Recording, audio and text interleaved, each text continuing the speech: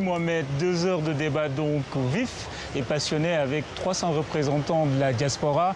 Emmanuel Macron, le président français, a insisté. Il veut une nouvelle approche sur et avec l'Afrique.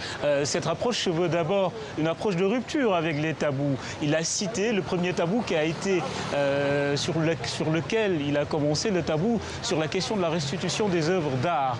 Ensuite, deuxième tabou sur lequel il a insisté, la question du franc CFA. Emmanuel Macron soutient l'initiative des chefs d'État de la communauté des États de l'Afrique de l'Ouest qui veulent créer une nouvelle monnaie unique, l'ECO, qui remplacera probablement le franc CFA.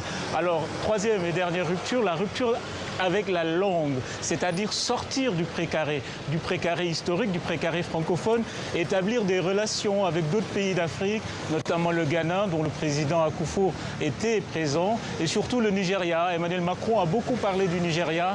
Il a dit notamment que sa vie administrative était née dans ce pays. Alors, dans la diaspora, dans tout ça, dans cette nouvelle approche, Emmanuel Macron veut que la diaspora soit le levier, explique-t-il, de cette nouvelle initiative. Pourquoi ? Parce que les binationaux, explique-t-il, sont les plus à même parmi les Français de comprendre les codes et puis aussi la réalité des pays. Enfin, Emmanuel Macron a résumé toute cette approche par une formule qui est beaucoup revenue dans son discours.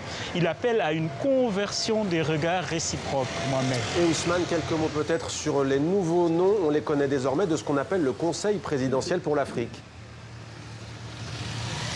Oui, le Conseil présidentiel pour l'Afrique doit être l'outil de la mise en œuvre de cette vision. Alors, 6 nouveaux membres. Alors, Wilfried Loriano Direjo, un béninois entrepreneur, qui sera sans doute le président d'après nos informations, le journaliste et producteur Patrick Fondio, le professeur, un enseignant-chercheur Baïfal, la chef d'entreprise start-upeuse Bourindao, alors une autre chef d'entreprise aussi, Achelo Coelho, d'origine béninoise, et la journaliste et productrice Florelle Monda.